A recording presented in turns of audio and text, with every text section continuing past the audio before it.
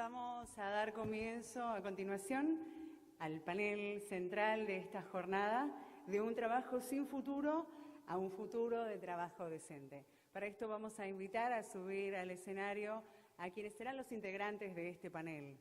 El señor Guy Ryder, director general de la Organización Internacional del Trabajo, la señora Laura Thompson, subdirectora general adjunta de la Organización Internacional para las Migraciones, Kailash Satyarthi, Premio Nobel de la Paz, Linda Cromshaw, secretaria general de la Organización Internacional de Empleadores, Koulaud Manaí, estudiante y activista de la Unión General Tunecina del Trabajo, Federico Raba, director ejecutivo de Telefónica Argentina, Francisco Martínez, de ADECO.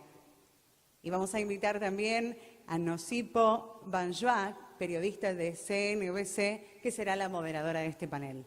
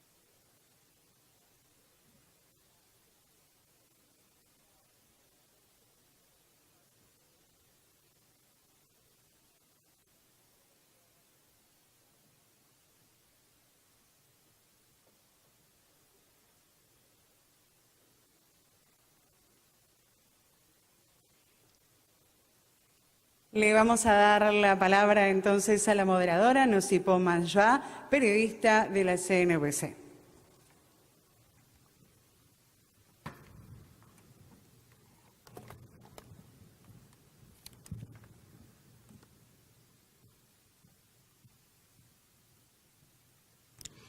Ladies and gentlemen, good afternoon and a very warm welcome to this high-level panel discussion. As you've heard, my name is Nosipo Banjoa from CNBC Africa, and it's an absolute pleasure and an absolute honor to moderate today's high-level panel discussion. Thank you very much for having me. Now, in the last 2 days, 48 hours, I've been sitting quietly in the audience listening to the conversations that have to be had if we're going to sustainably eliminate child labor and forced labor. And I've heard a couple of things. What I've heard is that we might need to confront and own our collective shame. That in 2017, we still talk about a world where in excess of 153 million children are in child labor. That in 2017, we still talk of a world where in excess of 173 million people are still in forced labor. What I've heard, ladies and gentlemen, is that our eloquent speeches and our analytical insights are not going to change this reality, and that perhaps we've come to a place where our words are just not enough. And what I've also heard is that perhaps it is time for us to move beyond fiddling at the edges, dealing with the symptoms of child labor and forced labor, and that this conversation represents an opportunity for us to connect with the courage that is required for us to take on the deep and systemic challenges that give rise to child labor and forced labor. And so it is my hope and my belief that the conversation that we're going to have now, this high-level panel discussion, is a conversation where we're going to exercise our responsibility to ask the difficult questions. I'm hoping that in this conversation, we're going to exercise our duty to ask the provocative questions. And I certainly hope that in this conversation, we're going to exercise the fact that we have the right to claim the license to ask the questions that not only break us away from the past, but also give us the capacity to exploit the opportunities that come with the future world of work. My panelists have been introduced already, but there's still one more thing that I need to urge from you. This is your conversation. This is an inclusive conversation. I have briefed my panelists and I have said to them, this is not another opportunity for them to make speeches. And so I am urging you to use the Congress app that you have been using for the last 2 days to claim your share of voice. Send us through your questions, send through your comments, and I will uphold my side of the bargain, and I will ensure that each of those questions that we can filter into the conversation are the key drivers of the conversation that we have here today. So, ladies and gentlemen, unlike what you might have been experiencing in the last 2 days, please don't wait for the first hour to pass before you send us your questions. I'd like to use your questions right from the get-go to drive this conversation. So I'm urging you, I'm challenging you to be heard in the conversation that we're about to have. My panelists have already been introduced, so I'm not going to duplicate that function. But instead, I'm going to get straight into the conversation. And I suspect that it might be a good place for us to start at describing the future world of work that we want and how that world of work should be structured. And DG, I'm going to start off with you because one of the things I've heard you say on so many platforms is that the future is not happening to us and that we have the agency and the power to create that future. What does the future world of work look like and how should it be structured?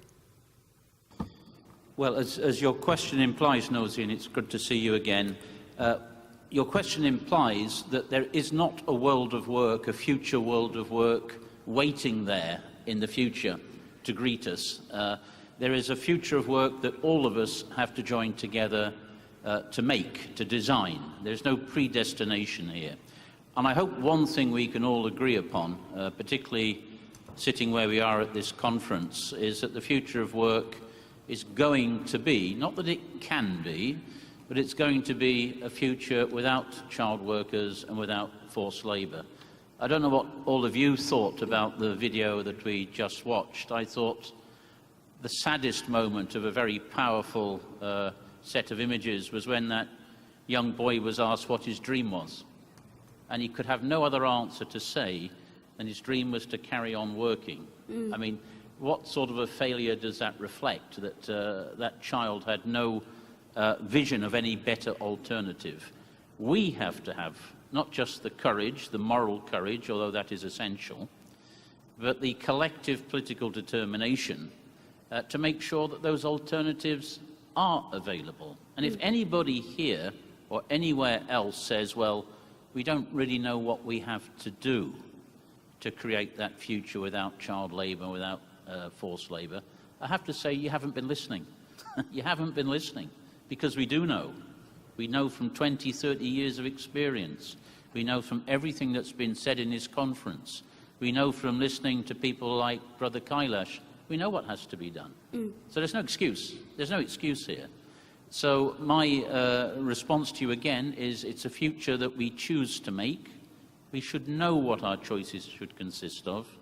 And just a last point, because you don't want speeches, I know, is a future with no child labour, a future with no forced labour, has also to be a future where we are striving to create decent work for everybody. Because at the same time as we strive to eliminate what everybody agrees is intolerable, we have also to lift the quality of work for people around the world over and above those essential minima. That's what I think. So quite a bit that you've put on the table, DG, and one thing that is resonating strongly is that we know what those choices are. The question is, do we have the courage to make them? And Christy, I'm going to give you an opportunity. 2 minutes. What does this world need to look like? We talk about the future world of work. What should that world look like, and how should it be structured? We also see that this is a tremendous window of opportunity for us to shape the future of work so that it's decent, empowering for all workers, and the exploitation of children and forced labor. I think I'd like to stress 3 points: dignity, opportunity, and responsibility. First, dignity. Child labor is a product of adult poverty, and that's one of the things we've got to eradicate. And starting with living wages for everyone, social protection, but also let's not forget that freedom of association and collective bargaining are enabling rights, which ensure that adults earn decent wages and children are in school and not the fields.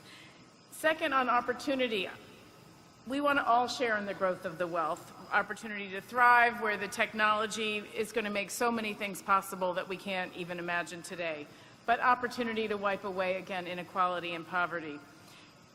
Shared responsibility. When we come to responsibility, it's the responsibility of our governments, it's also the responsibility of business, it's the responsibility of companies that profit in our global economy to make sure that the people contribute to the value of what they create, that are treated fairly, that there are no children in the supply chain, and so we want to take a look later in this panel today, I'm sure, at due diligence in the supply chains, because we all have to take responsibility to get rid of this problem.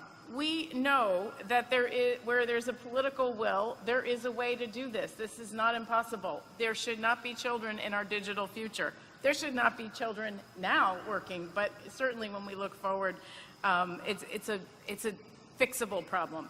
Lastly, on responsibility, I want to say that there should be technological responsibility, so that technological innovations have to put the interests of people into the frame. It's not just about coming up with the snazziest new product. We've got to integrate the interests of the whole society. So, quite clearly, dignity, opportunity, responsibility, putting some provocative questions around reaping the efficiencies and the gains of technology, whilst at the same time making sure that technology doesn't have the effect of leaving people behind. Linda, I'm going to come to you, because one of the things that Christy did mention is that it's about shared responsibility, and the voice and the action of the workers cannot be left out of that equation. I'd like to give you 2 minutes to outline for us what the future world of work should look like and how it should be structured. Thank you.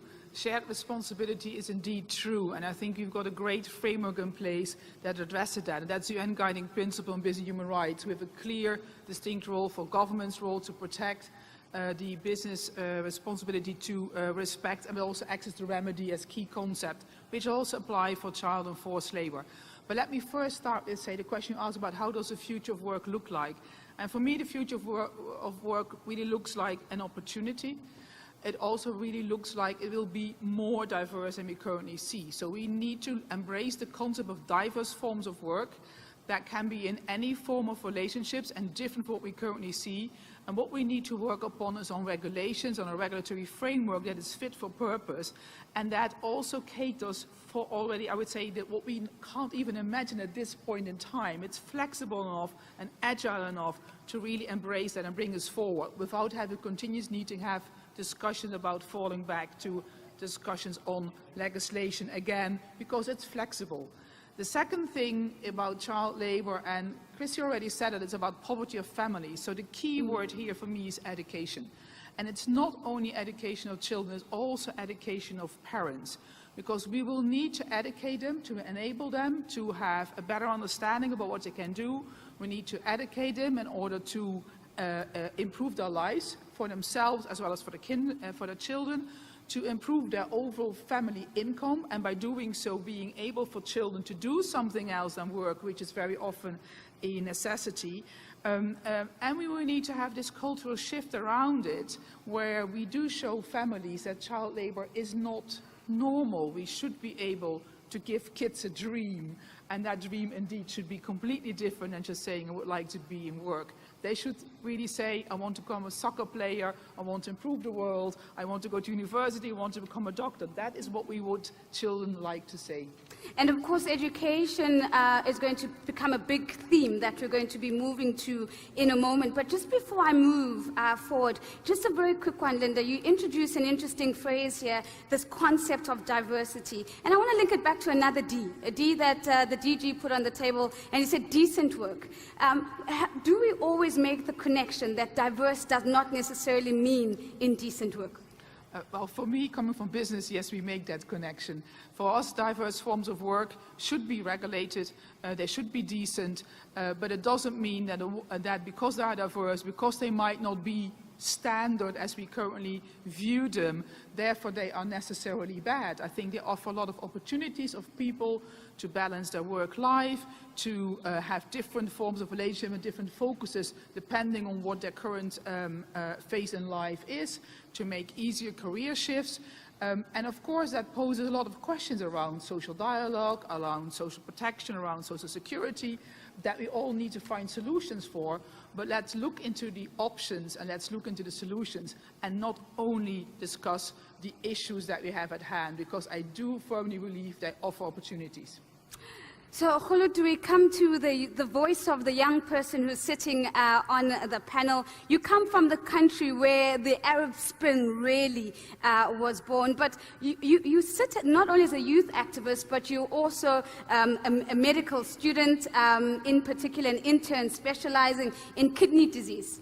Now, the question that I'd like to ask you is exactly what we've heard from our panelists. As a young person, when we begin to engage with this idea of the future world of work, what do young people want the future world of work to look like? What do young people want to see in terms of how this world can be structured?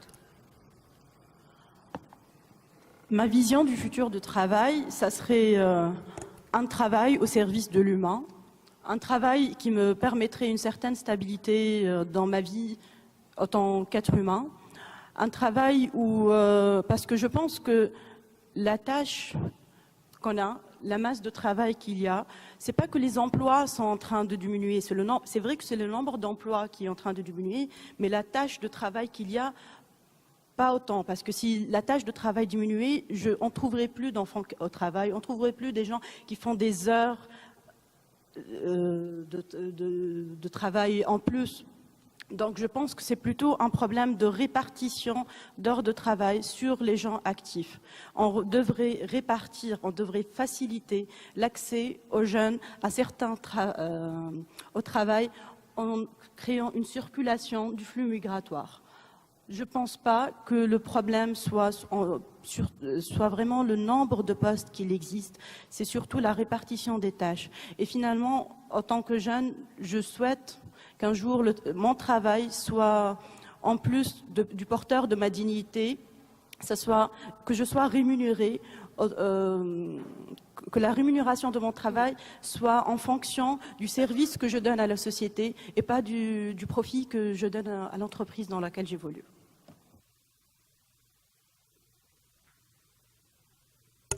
Work that is designed on more imagination. That is a beautiful challenge and one that I hope we get the opportunity to revisit. Now, Kailash, I had the opportunity of listening to you speaking yesterday, and no doubt you're very passionate about this work and you've been leading in this work. But if you had to condense your life's work into a 2-minute clarion call, what should the future world of work look like and how should it be structured? This one, okay. So it's technology, and the future of work would also depend on technology. You can see it here. I'm trying to figure out how to switch on. So we cannot see the future of work in isolation.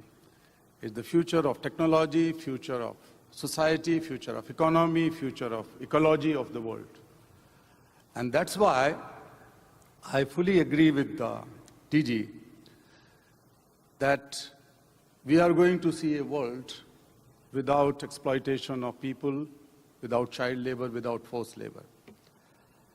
And in the last 40 years of my life, when child labor was a non-issue, it was a serious problem though, but it was not in discussion. Nobody was talking about it or not doing anything substantial. I could say with confidence that this is going to happen. We are going to make the world without child labor and forced labor. I always say that we will make a world where every child would be free to be a child. Every child would be free to go to school, free to laugh, free to cry, free to learn, free to say daylight. So that freedom. Civilization and slavery cannot go hand in hand. The growth of civilization is also the quest for freedom. So those who believe that civilization can afford slavery, that is not going to happen. But in this process, at the age of 60 plus, I can tell that I have the biggest trust in young people. It is only the youth who is going to drive and who is going to rewrite the future of the world. The world which we are giving to our children and young people perhaps is not so safe. And that's why I fully depend on the power of young people. Many people think that the youth are getting more impatient, more intolerant, more violent. It could be partially true, but they are not responsible for that. It is we who are responsible for not being able to give them a better purpose of life, to channelize their energy and idealism for the betterment of the world. And in this context, let me tell you, I have confidence in myself and confidence in young people, so I have launched Human History's most ambitious and biggest ever campaign, youth campaign, what we call 100 million for 100 million. We are going to address the entire generation through it. 100 million young people are sufferers and victims of violence, slavery, trafficking, all kinds of things, crimes. But on the other hand, out of 3 billion young people in the world whose age is below 25, hundreds of millions of young people are ready to do something now. They wanted to deliver now. So the 100 million for 100 billion campaign is to connect these two diversely going constituencies. Let 100 million young people in schools, colleges, universities, professions should be the spokesperson, champions, and change makers for those 100 million left out young sisters and brothers of them. And therefore, I'm confident that the world would be free of exploitation and injustice.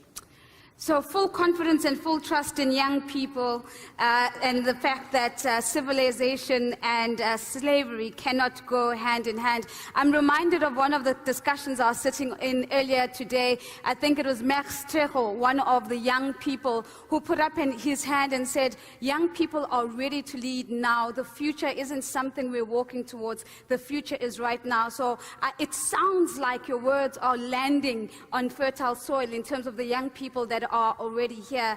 So, Laura, there is one thing, though, that I want you to, as you respond, to also think about.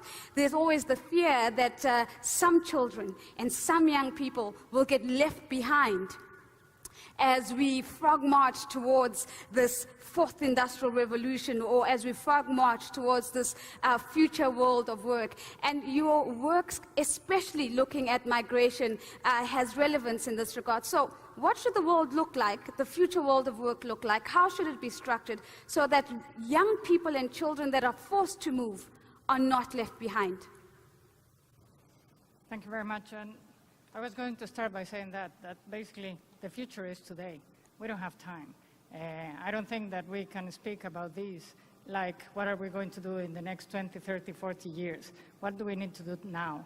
And we just don't have time to think about a theoretical future that might come and that will probably be totally different of what we have today.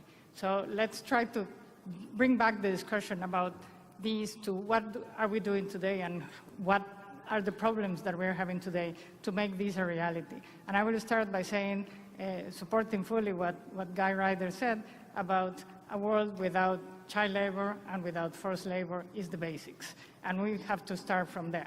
So now, what I think, and you mentioned the issue of migration, and obviously from my organization, this is one of the most important things. What we are looking for is a world where people can move around and where skills drive markets and not administrative measures and borders that are created to protect very often places or areas where there are important labor market gaps and where needs are not matched, are not fulfilled or filled because of administrative measures at the global level.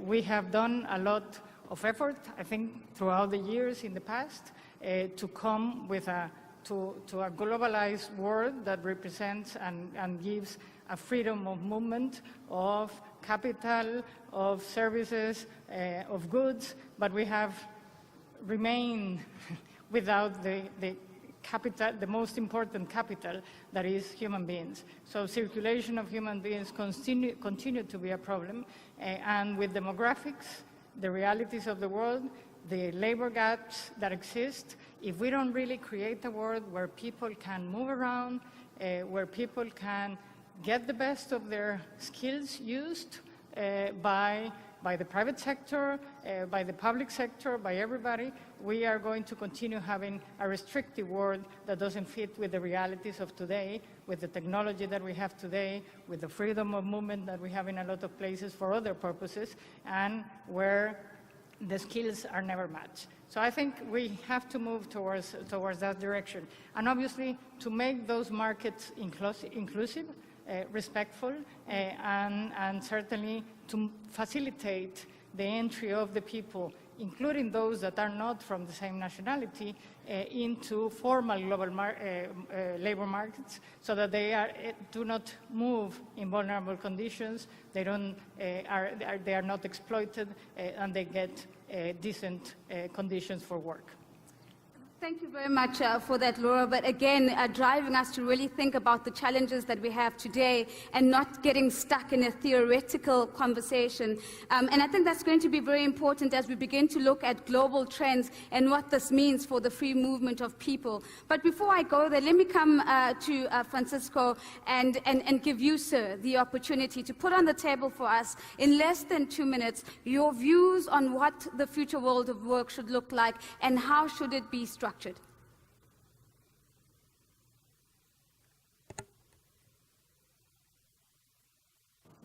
Sí. Buenas tardes. Como representante de uno de los mayores empleadores del mundo, con más de 1 millón de personas trabajando todos los días, nosotros desde nuestra compañía de Adecco Group somos muy beligerantes contra el trabajo infantil.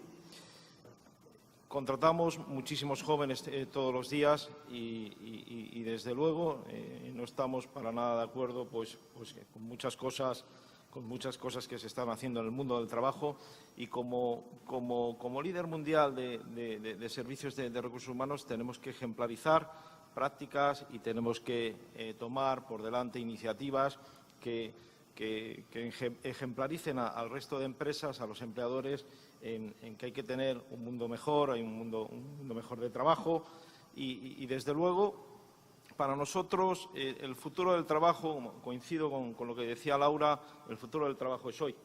Yo soy empleador, contrato personas todos los días, tengo muchísimos clientes, todos los días me llegan necesidades, me solicitan personas que muchas veces no encuentro, ¿no? Entonces, es una realidad. El futuro del trabajo ya ha llegado y yo, digamos, coincido con el resto de compañeros de mesa.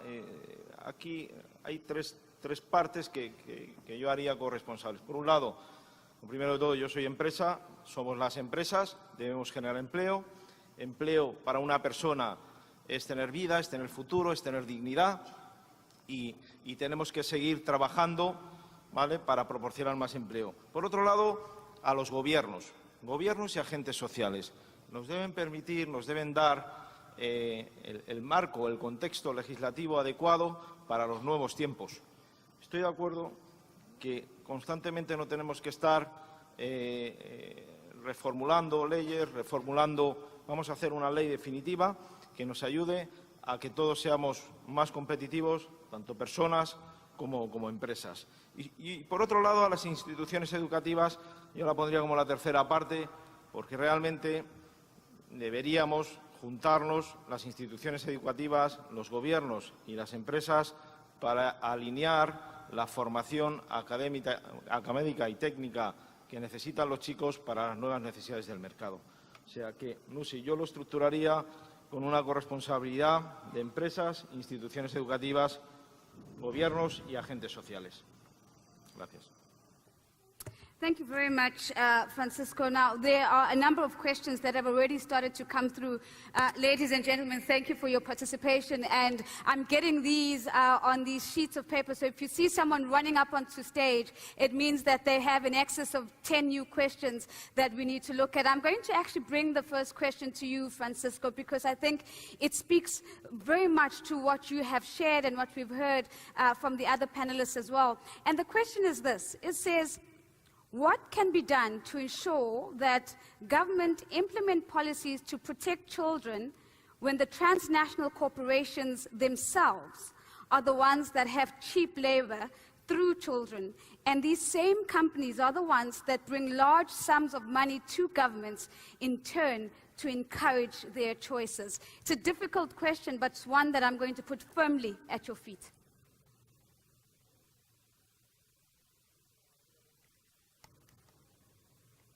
Básicamente es muy fácil, o sea, yo soy muy pragmático, soy empresario, soy muy pragmático. Yo, desde luego, sancionaría fuertemente a las organizaciones que utilizan prácticas de este tipo. No es de recibo en el mundo actual, en el mundo de hoy, pues que haya todavía compañías multinacionales pues que encubiertamente en países menos desarrollados pues utilicen trabajo infantil. Yo lo resumiría a eso, Nusi. Sanciones fuertes. Strong sanctions. Linda, let me just flesh out this question a little bit more. Thank you very much for that, Martinez. But when we talk about supply chains, it's very clear that if we are going to sustainably eliminate child labor, supply chains need to stop seeing children as a resource or as an input in that process. What needs to be done decisively right now if we're actually going to realize this as a reality and move towards the reality that Francisco outlines? Let me start with saying, and it might be a bit provocative, but I don't think the supply chains are the reason we have child labor. We have child labor because in countries there is a need for families to earn income. They can't earn enough income, and that's why children have to work. So that's the problem we need to address. We have all the regulations in place to make that work. We have the ILO labor standards, we've got the guiding principles. So it's, for me, first and foremost a call. It's first and foremost a call towards governments to make sure that they implement the legislation and enforce it. Make sure there is labor inspections, make sure that there is a transition from informal to formal economy, make sure that communities are being helped to broaden the scope and make sure they can earn a better living. If within a company child labor is being detected, and I fully agree with what was said by Francisco, it needs to be remedied. This is something that is unacceptable for companies to deal with, but it needs to be done at a local level and it needs to be done in collaboration. I'm just going to give an example where you might all be familiar with about modern slavery within Thai fishing industry. That is not a one company issue. That is a societal issue that needs to address together with all actors. And I think that's also what Christy said at the beginning. It's a shared responsibility. And I think that's where I'm going to pause here now. Thank you. Thank you for putting the pause, because I think I want us to move on from it. But before we do, Christy, I would like your voice in this, because it touches on the next question, one of the questions that we've received here. And the question is, trade union density is declining the world over. Is a future without child labor and forced labor possible without trade unions, or with trade unions whose power has greatly diminished? Whose power has greatly diminished. I don't see a future without trade unions. So just start from that point. I think that trade unions, are essential towards addressing child labor, both for the reasons that I started off with by saying we need to address poverty, but also trade unions can play a big role in fighting child labor. I want to come back to the point about the supply chain and what, where does the supply chain fit in this?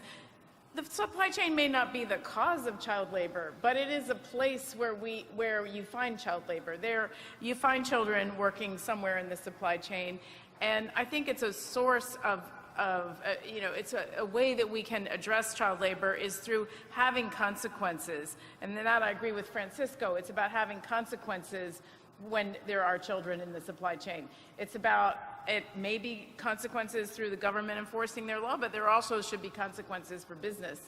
And not necessarily the frontline employer. It might be 5 steps later in the supply chain, but we have to move beyond voluntary commitments to get rid of children in the supply chain because that just isn't working. Now, trade unions, yes, our density is declining. That's a well-known fact, but that doesn't mean that that's the future that we see. So I'm going to move back into the themes that we need to work through. And thank you, ladies and gentlemen, for all your questions. And I would encourage you to keep them coming. DG, Laura, let me give you an opportunity before I come to DG. A quick one from you, Laura. Yeah, just one very short point is, I think in all this, I think it is, we have to address causes and we have to address consequences. But what I don't think what needs to be highlighted is the role that each one of us, we have. Because at the end of the day, we are the consumers that are going to buy those products. And if we don't address and we don't raise awareness of all of us, that at the end of the day, we are collaborating with eventually companies or supply chains or whatever that is that have child labor within or forced labor within their supply chains, then we are not aware of the responsibility that we have. And I think it is extremely important to bring to all of us and that we all bring to other people our own responsibility into this. So causes and consequences, and coming back to shared responsibility. DG, I want to take this a step further and maybe just go into the agricultural economies and agricultural communities in particular, where we've seen a regression in terms of the move towards eliminating or reducing child labor in those specific areas. Firstly, I think it's important for us to understand why we're seeing that regression, and then in your view, what needs to be done? Yeah, if I can try to sort of join up your question with the discussion that we're hearing about supply chains, because I think the two issues are linked. Can I start my comments by recalling what everybody seems to agree upon, which is shared responsibility, that we all have a responsibility and a part to play in designing and implementing solutions to child labour. So I get a bit nervous, and it tends to happen when we talk about supply chains, because it tends to be quite a controversial discussion. I get quite nervous about a discussion which becomes a bit of a finger-pointing exercise, with some people saying it's the multinationals, theirs is the responsibility, and others saying, well, this is the government's, it's their fault, they've got to do it. The fact of the matter is we both have something to do with this situation. Now, to be very honest, and you asked me about the rural economy, let's put this discussion to some sort of perspective. We know that child labour is strongly concentrated in the rural economy. We know that's the case, 70% plus.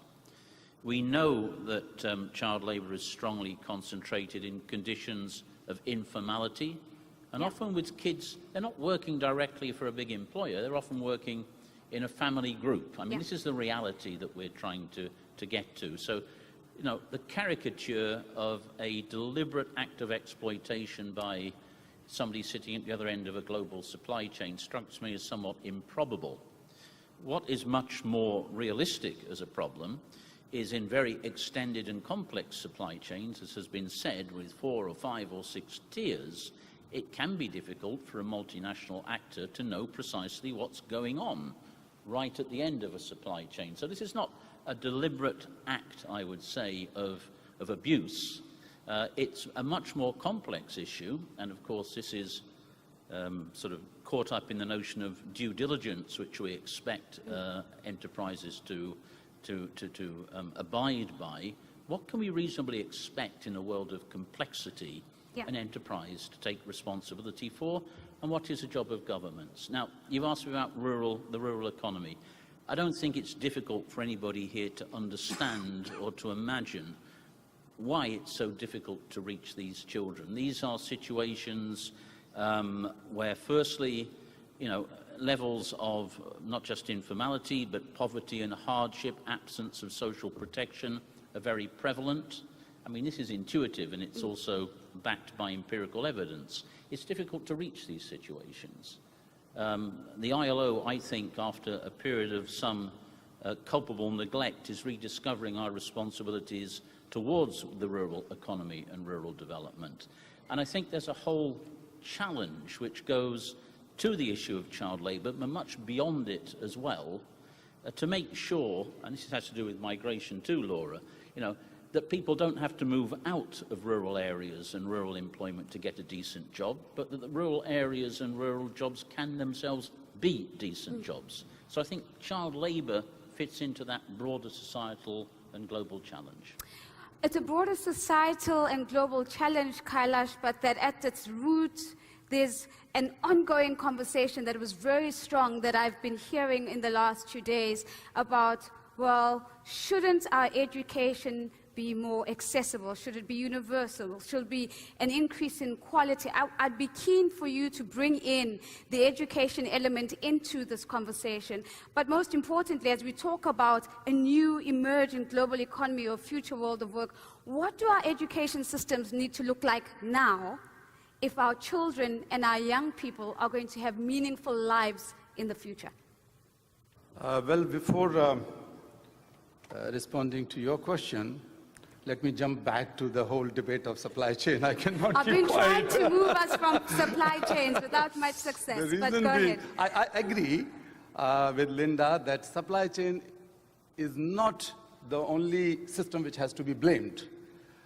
But definitely there are push factor, pull factor both. So the push factor is poverty, illiteracy, ignorance of parents, socio-cultural issues and so on. But the pull factor is that the children are the cheapest source of labor. Different tiers of supply chain benefit out of it. And eventually the big brand, I repeat, big brands, big international companies benefit most out of the exploitation of children in the supply chain, through the supply chain. So we have to remember it. Of course, the legal measures are needed, social measures are needed, economic measures are needed, but we cannot get away from that responsibility of the brands. I will give you a concrete example in 10, 20 seconds, if you allow. Yes. I have been freeing children from slavery in rug industry in India back in 80s. 2 of my friends were assassinated. I had injuries on all my body while freeing children from slavery and child labor. I saw that many children are entering into child labor and they were working for big importers, big brands, big companies in England, in USA, in Germany, etc., etc. So we realized that we cannot find the solution. We have to launch the consumers campaign. The first ever consumers campaign related to child labor was launched in Germany, as many of you were the part of it and aware of, in early 90, almost 30 years ago. And that has picked up momentum, and the consumers started feeling that we have to act, in America and other places also. That has resulted in tremendous pressure on the industry as a whole, Pakistan, India, and Nepal. We have to find a solution, because I was not against the industry, and I was not saying that boycott all kind of carpets. I was saying that let us promote the carpets which are which are made without child labor. So eventually we have been able to evolve a social monitoring and voluntary mechanism, earlier named as Rugmark and now named as Goodweave. I tell you that according to DOL study, in mid-90s, the number of child laborers in South Asian carpet industry was 1 million. And that has gone down to hardly 200,000 or even less in the entire South Asia in last 15 to 20 years. And that was the result of addressing the problem from both ends, from the consumer's end, from the industry end, from the societal end. This is a concrete example that 800,000 at least children have been saved, and in place of them, at least 800,000 adults, and most of the adults were the very parents of these children, were able to find the jobs. That has become the biggest ever job creation project in South Asia. So this is one. Now coming to the education thing, because that is very important. Yes. I wanted to bring it into the, because if we don't know the success stories, if we don't learn from the experiences in both ways, failure and success, then we are not going to go back with the hope that it is possible, we will make it happen. So we have to assume that responsibility. As far as education is concerned, it's very ironical. I refuse to accept that the world is so poor that cannot spare $22 billion to ensure primary education for all children, or $40 billion to ensure upper secondary education, which is now the global commitment under SDGs. We can do it, but we are not doing. So what we need to ensure accessibility, as you asked, or retention in school, first of all, governments have to earmark more budgetary allocations for education. The donor partners have to adhere to their and respect their promises which they have made. So we have to mobilize that money. The corporate sector, the private sector have to also come forward and show the leadership in education. So finances is one reason. That requires infrastructure. 1.7 million teachers are needed today, at least, maybe 1.8 million. 1 million only in Africa. So scarcity of teachers is one reason where the children are not able to retain in schools. So we need teachers. We need infrastructure, as I said. We need totally free education. That is again the global commitment. I'm reminding it here. It is not just for a kind of a talk shop. I am saying that 135 countries officially waived school fees. But out of them, according to Global Monitoring Report on education, 110 countries still charging the hidden fees in uniform, in transportation, in other kind of things. So when we talk of free education, we have to ensure free education for children. And eventually, the education has to be clubbed with employability, has to be clubbed with entrepreneurship and empowerment of people, empowerment of young children. So that kind of education is needed. So I'm glad that you've taken us right to the heart of education. A lot of the questions that have come through in the second round are all rooted within the education conversation. So we're going to stay there a little bit longer. Kholut, I'm going to come to you in a second. But before I do that, Francisco, I want to come back to you. As one of the world's leading employers, no doubt you're also investing in digital technology that gives you the advantage that you're looking for in the market. Back to the point that I think was raised by Linda, if not Christy, around how do we ensure that the technology is inclusive. It brings me to the question of how is ADECO balancing investing in technology versus employing young people? What is your approach?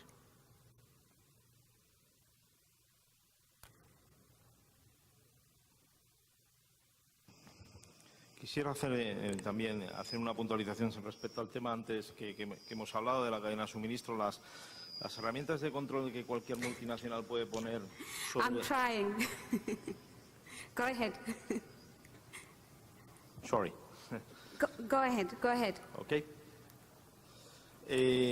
Quisiera antes de hablar del tema de educación y digitalización, sí que quería pues puntualizar respecto al tema de los controles de las multinacionales sobre su cadena de proveedores. Es posible hacerlo. Simplemente es cuestión de querer hacerlo. O sea, estamos hablando que a lo mejor es un sistema complejo, a lo mejor hasta que se llegue a fabricar el producto final pues pasan 6 o 7 proveedores, pero para eso los empleados, los directivos de las compañías multinacionales firmamos multitud de documentos y multitud de recomendaciones de ethic compliance. O sea, pero debemos llegar hasta el final, hasta el origen de la fabricación de nuestro producto o servicio. Yo creo que es posible hacerlo, simplemente se trata de querer hacerlo. Eso por un lado. Y por otro lado, pues en respecto al tema de la formación, pues yo también ratifico que en educación primaria y secundaria debe ser educación gratuita para todo el mundo. O sea, cualquier Estado debe garantizar para todos sus ciudadanos educación libre, educación gratuita y sobre todo salud. Cualquier gobierno o cualquier Estado que se precie, que se llame gobierno, pues debe garantizar estas dos cosas, educación y salud. Y ya entrando en la formación universitaria técnica, sí que debe haber una buena catarsis, sobre todo porque hoy en día la formación académica y técnica que están ofreciendo las instituciones educativas, pues bueno, pues deben renovarse. Debemos juntarnos empresas, gobiernos y instituciones educativas para trabajar un nuevo modelo de gestión del conocimiento. A veces pues las carreras universitarias o las carreras técnicas que existen en determinadas geografías no tienen nada que ver con las necesidades pues que tenemos las empresas. Por eso yo incito a generar un diálogo, grupos de trabajo, comisiones, ¿vale?, por países, por regiones, por provincias, para que entre las tres partes nos juntemos para crear un modelo eficiente y específico para el empleo. Para nosotros, formación no es el objetivo. La formación es un medio para conseguir un empleo. Reitero lo que decía antes. Todos nuestros esfuerzos deben ir dedicados a que los ciudadanos tengan un empleo digno y de calidad. Y respecto al tema de digitalización y el tema de inversión en tecnología, eso es una realidad. Pero está muy bien invertir en tecnología, desarrollar tecnología, pero tiene que haber alguien, ¿vale?, pues que ayude a desarrollarla o que ayude o que la ejecute. Para eso es muy importante ya no solo la formación académica universitaria, que la renovemos, sino que también invirtamos, ¿vale?, en formación de habilidades digitales. Thank you very much. Thank you very much for that. And you've come right to the heart of yet another question around digital skills. And Khalut, I want to bring this question to you. As a young person, do you feel that the education system that you are exposed to is giving you the required skills to participate meaningfully in the labor market? And if it is not, what type of skills do you think the education system should be focused on?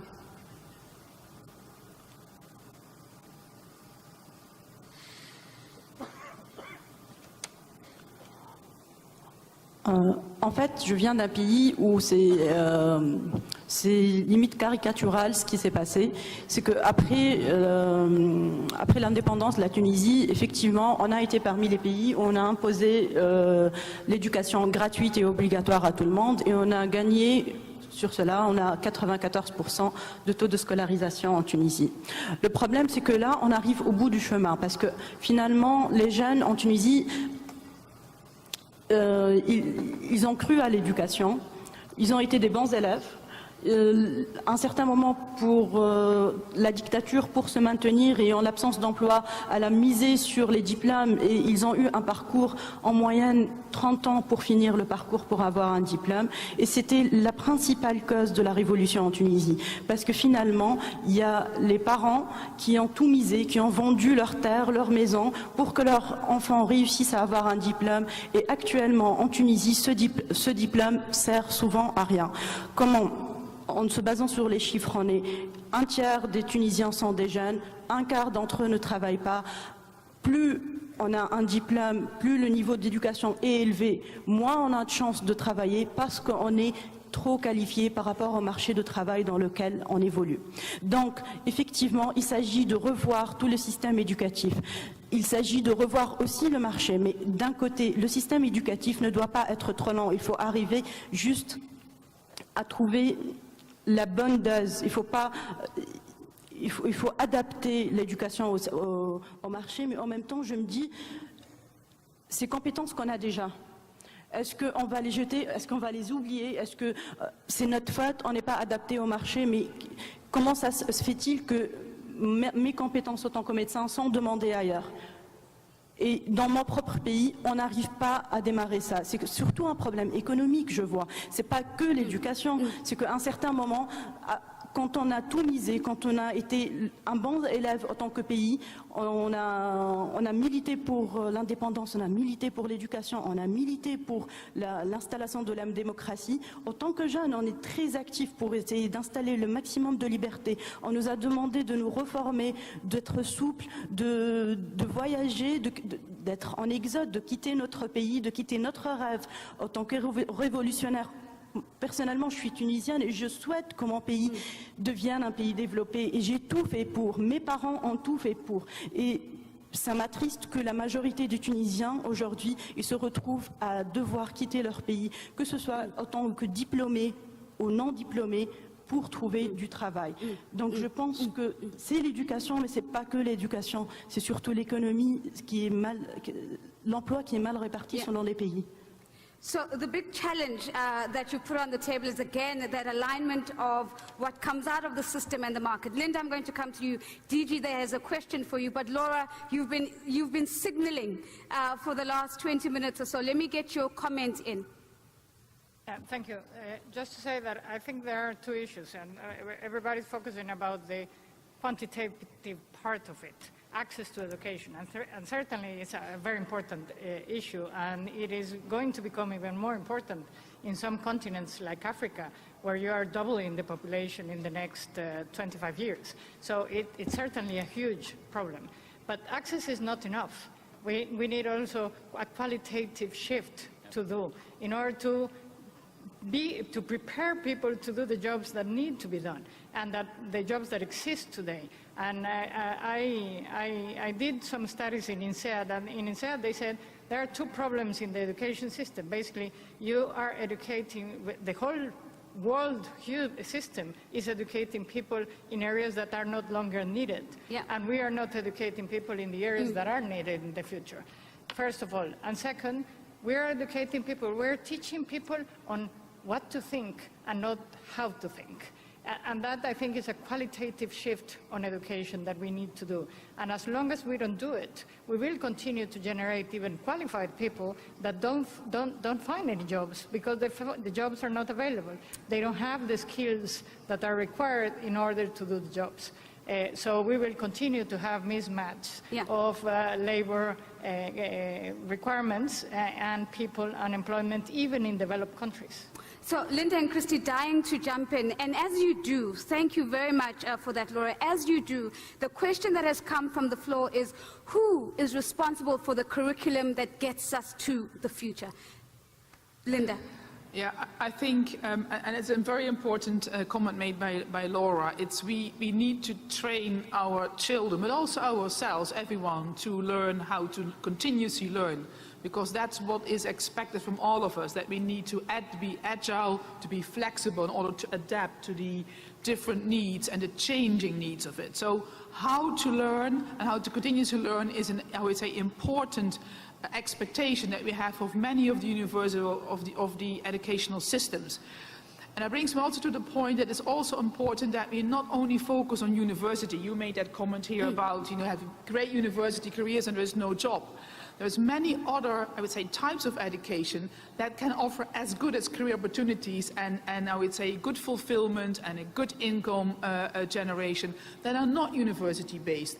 They are more practical-based, where there is a great exchange between universities, between educational systems and business, where it's training on the job, but also where the skills and to work together, the soft skills and the competencies are becoming more and more important. So the vocational training systems are very important. Apprenticeship models are being very important, as I would say, learning models for the future.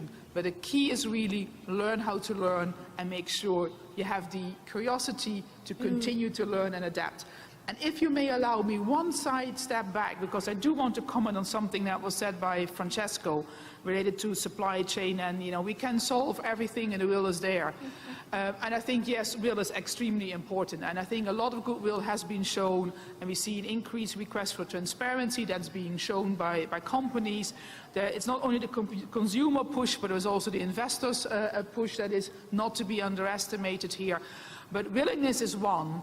But I think it's also the realism is important. Supply chains are very complex. We will not be able to solve everything by just one company. We need to do it together. And every company in the supply chain has its own distinct responsibility in addressing the issues. So we need to get to the root causes, what we already addressed upon. But I just want to share with you, willingness, extremely important. There is a big will from business to do that, but the realism has to kick in as well in order to make it work. So when we get to the end of the conversation, Linda, what I am going to ask is for us to think about what are the new questions that we need to solve if we're really going to move forward and see progress. And I'm hoping that there's going to be a new question about supply chains, because clearly it's been a consistent and a strong theme in this conversation. But Christy, you had your hand up, and I keep pushing DG back, and I will come straight to you after Christy. But Christy, I think your hand was a little bit more urgent than DG right now. You know, I'll be very brief. I want to echo what Linda was saying on education, just coming in on the education point. The one thing we see about education and what we're preparing unions for in the future, it's not about just getting one degree or getting trained to do one occupation. It has to be that we're building in a framework for lifelong learning. Who's going to pay for that? How does it get decided? Whether this is the employer responsibility? Should this be something we negotiate with governments? But we have to talk about lifelong learning, because the rapid pace of technological change, you know, the pace will be so rapid that there's not a certain amount of training that you can get at any one point in time that will take you through the next 10 years. So that's one, I think, signal point that we all have to get our heads around it for education. Which has to, therefore, there has to be a foundation of literacy, numeracy, you know, digital analysis. There has to be some foundational skills, but we do have to expect lifelong learning. So if we tie up all the conversations that have been taking place around this theme of education, but maybe very beautifully and eloquently put by Khulud right at the beginning, saying that maybe education can be about imagination. It can be spaces that unleash imagination. And what I'm also hearing from the panel is that maybe education could be about curiosity. In your view, what is the role of education in the future world of work, and do we need to rethink the way we've been understanding education up until this point? It's a big question. I've noted down 3 or 4 ideas to try to answer what you have asked. Just to go back to the basics. Universal accessibility to education is given as a societal target for many reasons. It's a matter of basic social justice. Every human being should have access to education. We also know from this conference and everything else that we've talked about that, you know, universal education up to a certain age is a compulsory education, matched with minimum age of entry into employment. You know, it means you don't leave that gap where kids fall into work for lack of an educational opportunity. So that's the first point. The second point is, and here I agree with Lara, it's not just access, it's about quality. You know, there is a difference between educational attendance and educational achievement. There are too many cases where kids actually turn up to school in the morning, they learn nothing. They learn nothing because the schools are not places where people can learn, the teachers are not there, or the teachers are not qualified to do the job that they must. So we need to think not just about educational attendance, but educational achievement. The third question is this rather difficult question, if you ask me, about this much commented upon mismatch between what people learn in education and what labour markets require of people. And this leads people into very, I think, quite entrenched positions. There is a constant call for the adjustment of educational systems to meet the needs of labour markets so that people come out of education and can more easily find jobs. It's a fair point, but life isn't as simple as that. I've yet to have a good explanation from anybody about why families, parents, students continue to make educational choices about the things they want to learn about that do not respond rationally to the signals that you get from a labour market. People Yeah. don't do it. Now, if we were all rational economic actors, you would say we are stupid. We're doing things which are stupid. That's not probably the right conclusion. The right conclusion is that this is more complicated than the rational economic actor. People want to learn. They have interests. We've all had kids. You know, are we going to prohibit people from going to study art history or philosophy because there's no demand for those people? There is an autonomous meaning for education in our societies which cannot be reduced entirely to what is demanded on the labour market. That's just a fact. But there's still a problem. So I'm sitting on the fence a wee bit on that one. One of the best ways to overcome this paradox, and it's proven again and again to work, is that where you can combine classic school classroom learning with workplace learning through apprenticeships, dual educational systems. Sounds like a cliche, but some cliches are true.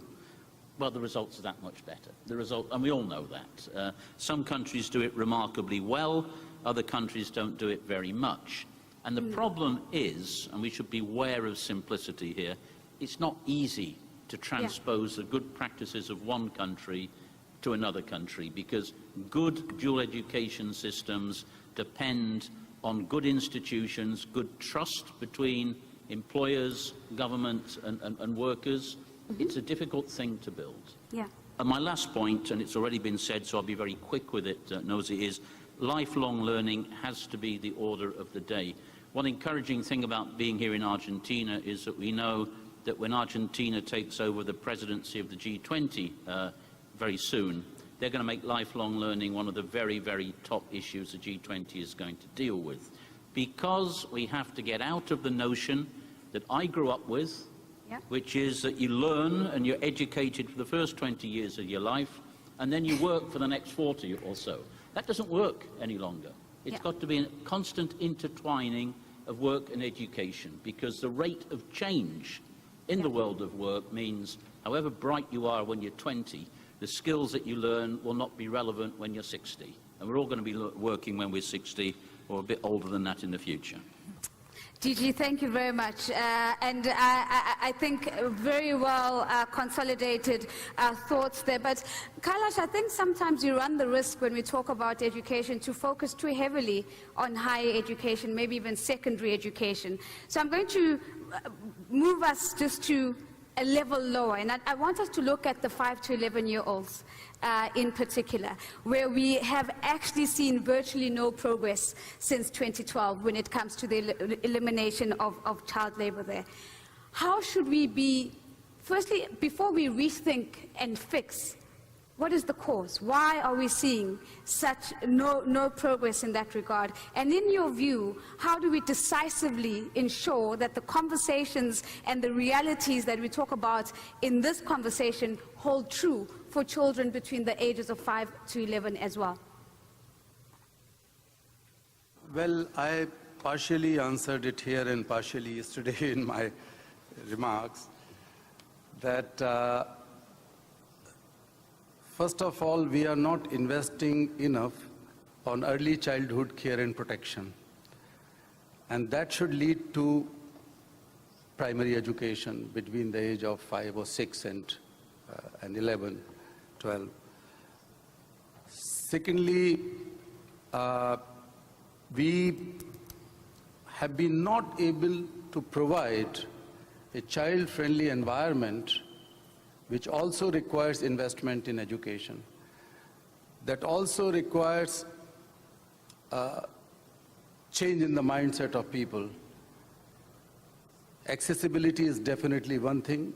That includes geographical accessibility. In many cases, in many countries, the schools are quite far for the younger children to go and attend, and expensive in many cases. Transport is expensive, so practical difficulties are there. In a number of countries, I personally saw that teachers' absenteeism, as I said before, we don't have enough teachers, but the responsibility of teachers to ensure attendance in a school is also a big question mark. And I would again underline, which I said yesterday, that we had made a commitment as international community in Incheon, in South Korea last year, that every country will spend at least 6% of GDP or minimum 15, that may go up to 20% of its annual spending on education for children. Hardly a few countries do it. So our priority is not education for children yet. And again, bigger difficulty is with the children who are belonging to displaced communities, migrant communities, the children who are refugee children. We will talk later, I think, today. But this is the category of children which is much more vulnerable. And finally, I would underline, we are having this theoretical debate and some practical things, but these things have been debated. I was the part of it. Being the founder of Global Campaign for Education, which is the largest civil society initiative and coalition in the world, and also being the founder of Global March Against Child Labor, we have been pushing the agenda of hardest to reach children or hard to reach children in the development agenda, but also in education agenda.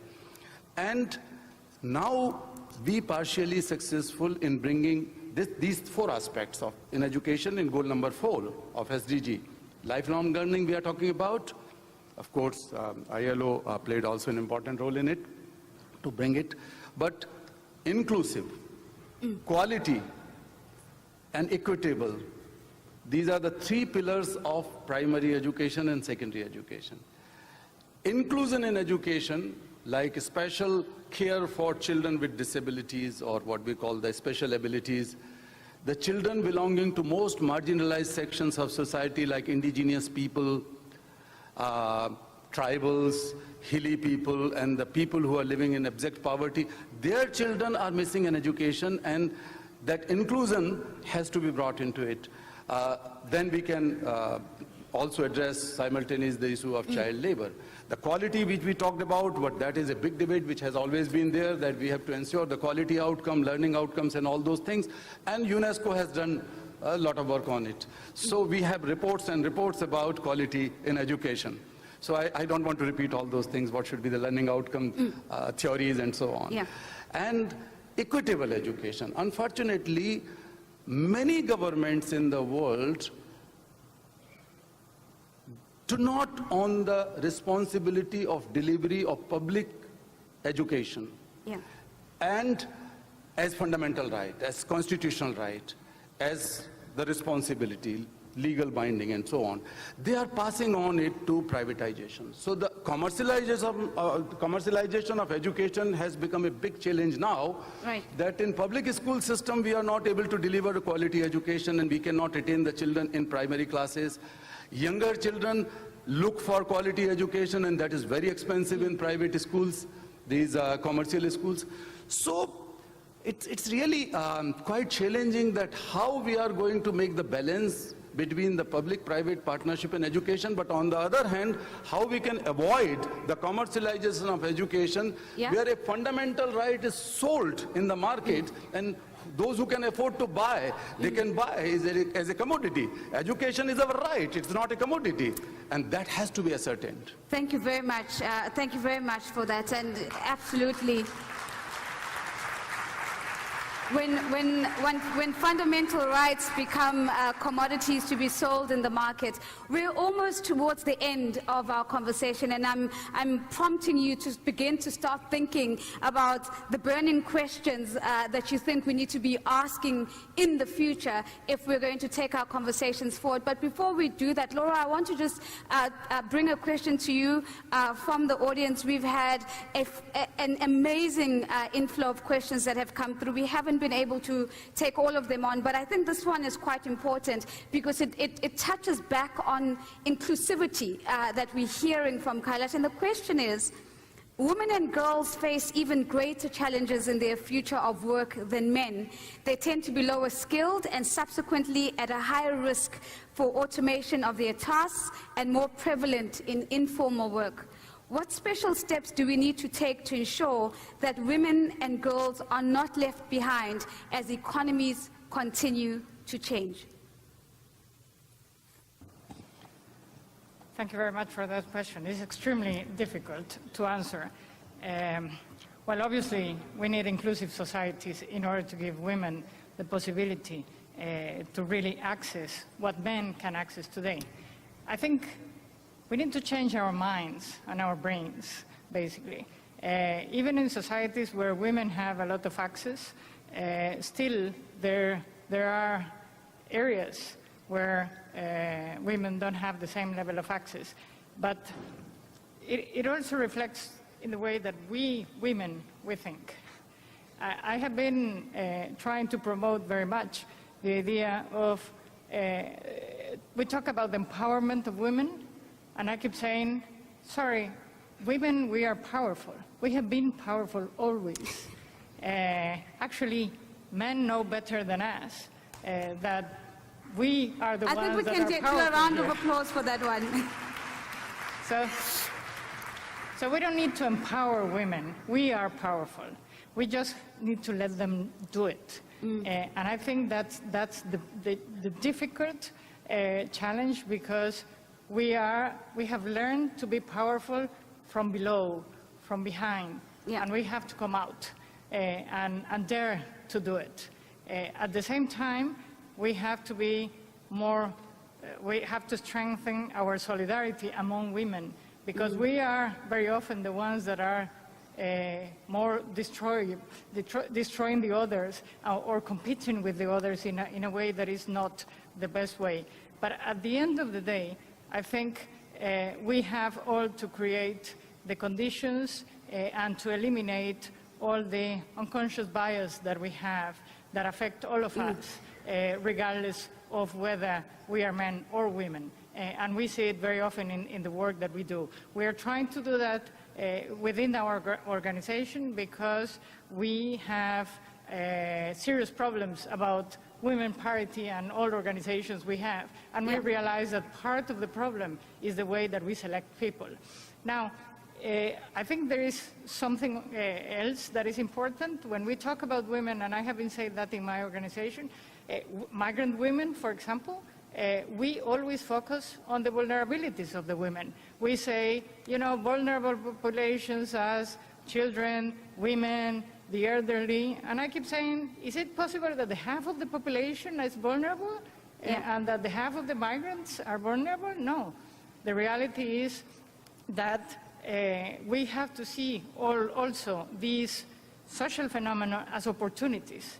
And we have to bring those women, for example, migrant women, that are seeing it as a possibility of changing the roles in the society, informing the societies with these new opportunities, giving women access to work, giving women access to education, giving women access to decide what they want in their lives. I think if we start looking at those things as opportunities and not as problems, and then we build on them and we help them to become really drivers of the societal change that is required, maybe we can do a big step on that. Khaloud, do you feel powerful?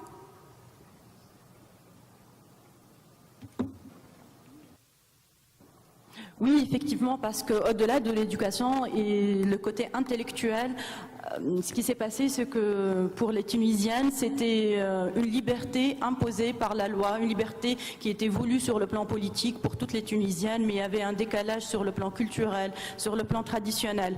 On est arrivé à une époque où la femme tunisienne a beaucoup plus de diplômes que l'homme en Tunisie. Elle est, franchement, sur le plan économique, elle est le pilier de l'économie au sein de la famille, mais elle n'arrive pas à s'imposer, elle n'arrive pas encore à parler. Et ce qui s'est passé, c'est qu'avec la révolution, on a dû refaire notre propre révolution féministe, où c'est la femme qui défend le droit de la femme, c'est pas une politique mondiale ou une politique voulue par un homme politique. Donc effectivement, à chaque femme de faire sa propre révolution avec elle-même. Isn't that beautiful? When women are setting their agenda, not because it's defined by a policy, but just because it's the way of life. Now, as we begin to wrap up our conversation, the challenge that I'm going to put to each of my panelists is that I think it's very important in all the conversations that we have, that our conversations move us forward, that our conversations give us the capacity to ask new questions that we need to grapple with. So I'm going to ask the panelists to close with questions that you think you want to leave embedded in our hearts and our minds as we leave Buenos Aires. What questions do you want us to think about? What questions do you want us to continue to grapple with? And oftentimes I think when we get to the end of the conversation, we want to put a neat little full stop at the end of it. And I'm saying, maybe not. Let's open up the conversation and let's ask new, fresh questions. And I'm going to be fair, so I'm going to start right at the far end. I'm going to go to Francisco first. And I'm going to ask you, sir, what are the new questions that, it could be a question or could be more than one question, that you think we need to grapple with if we're really going to not only hit, but we're going to surpass Sustainable Development Goal 8.7?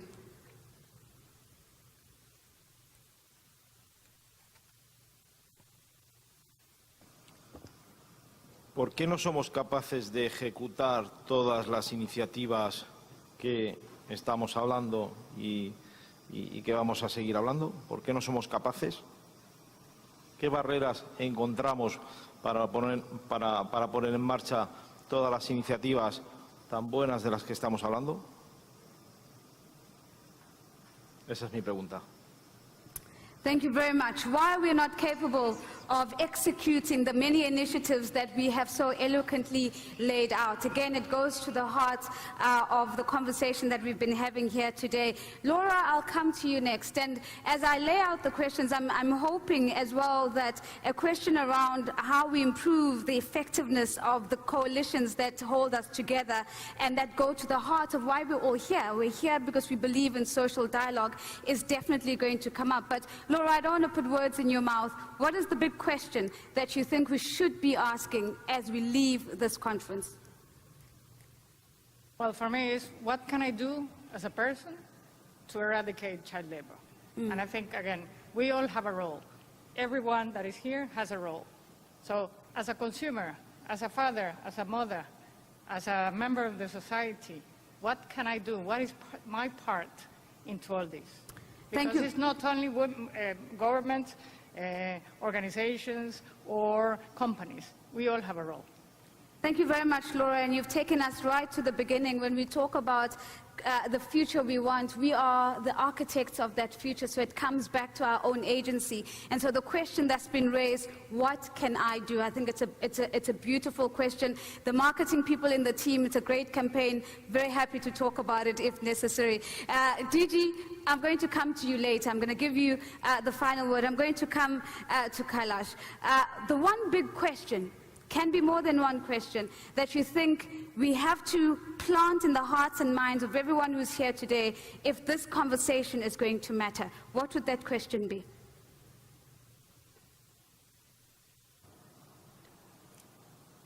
I think that when we go back from here, we should have a question in mind that what is the need of holding the 5th conference? Why we have to come again and again and talk more or less the same things? We cannot find the solution in rhetoric way. How long we will keep on talking child labor? How long we will keep on talking slavery? We have the power, we have the capacity. We need not to come back any place again. If we come, we should come for celebration. That question we should take back home. Fantastic. So the big question there, what is the need for the 5th conference? And the challenge that you put on the table is the next time we meet, can we not meet in celebration? Kulut, let me give you an opportunity. The one big question that you want to leave in this audience of a couple hundred people, what do you want them to grapple with after today? Ma question va surtout s'adresser aux syndicalistes. C'est pourquoi la masse syndicale est en train de diminuer, pourquoi on est en train de freiner nos demandes syndicales sous prétexte que les choses changent, les demandes sont... C'est vrai que le monde du marché change, c'est vrai que les employés sont tout simplement beaucoup plus vulnérables parce qu'ils sont distribués dans tous les parts du pays. Un travailleur est actuellement isolé, donc le travail du syndicaliste est beaucoup plus difficile. Et comment rendre ce travail possible? Comment pouvons-nous défendre les jeunes travailleurs dans le secteur informel et quand s'arrête notre responsabilité sociale envers les enfants qui sont en train de travailler? Nous, en tant que syndicalistes, sur nos syndicats de base, qu'est-ce qu'on peut faire? Thank you very much. So how can we protect young workers that continue to be a part of the informal sector? Thank you very much for that, Khulet. And again, getting to the heart of, if we go back, for example, just to Africa, where we find that the majority of the markets are informal markets. So if we choose not to take on that question, we actually are decisively leaving behind millions of people who are part of the informal sector and have not formalized as yet. Linda, your question or questions that you want to plant in the minds and hearts of the couple of hundred people here today. Well, my question really would be around how can we make sure that we change the language in how we are addressing the issues at hand. We're talking about issues, we're talking about challenges, we're talking about problems, but let's talk more about opportunities, because that's much more positive language. What are the opportunities for business, for society, for the children, for the women, if? So I would like to ask that question, what are the opportunities for all of those groups, if? And there's another question I would like to ask, and that is coming back towards, say, to women empowerment. What can we do to, and you're saying women are already empowered, but I think reality is there is still a big push needed there. How can we make sure that women are being encouraged not only by women, but also by men? Because we need to have here a shared discussion to make it work. Thank you very much. How do we change our language? How do we move to identifying opportunities? And how do we ensure that both men and women encourage women and it is an inclusive conversation? Three very powerful questions that you've put on the table. Christy, question or questions? What do we get from you? I'll focus on one big question, which for me, the question is all about political will. And so how do we build the political will that's going to be required to enforce human rights for all workers and poverty, and therefore, by extension, the need for child labor or the practice of child labor? I would never say that we need it. I think this is the question that we have it within our capacity to end child labor right now. It's an urgent problem. It is not a future world of work problem. It is not, we should not come back for a fifth conference. I agree with all of that. We have the capacity. How do we build the political will to make that happen? How do we build the political will to make all our aspirations happen? Thank you very much. And yes, you may clap. It is a very fun, very strong point that's coming through. Human rights, poverty. Thank you very much for that, Christy. DG, you have the final question, and potentially this is the question that's going to go on the report that is going to be collated at the end of these conversations. So it has to be a good question, DG. It has to be a very strong question as well. What is the question that we should continue to grapple with after today? Well, you put me in a difficult position because I wrote down 3 questions and they've all been mentioned by other colleagues, so I'm a bit troubled by this. So you might spot a bit of repetition here, but it's not just plagiarism. The way I look at it is the following. We started this conversation, I think many conversations, by all agreeing, and it's good when we can all agree, that this future of work is not out there, it's not already determined by anybody else, it's not determined by robots. It will be what we decide and what we do. That's a very beautiful principle, and I think it's true. But then the question is, and it's really paraphrasing Laura's question, is where do I fit? Where do I fit as a politician, as an employer, as a trade unionist, as a citizen, as an NGO activist, as a family member? Where do I fit in to this overall effort, this overall need to be active. I guess the question I will ask people is, what right have I got to do nothing? What right have I got to be a spectator? And then how do we overcome, how do we break out of just our simple personal self-interest? How do we overcome what might be seen as a sort of a cold-headed calculation of where my self-interest lies in the future, to actually dedicate my efforts to something which is a broader social goal that we all share? Jump out of your own sort of space and join with others. They're a bit the same questions, but I said it differently.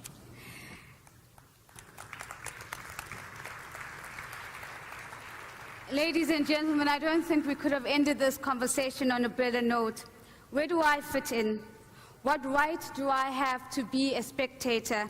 And how do I overcome my own self-interest for a greater social goal? It's been an absolute pleasure being your moderator for this conversation, and I'd like to say a big thank you to my panelists who have been fantastic.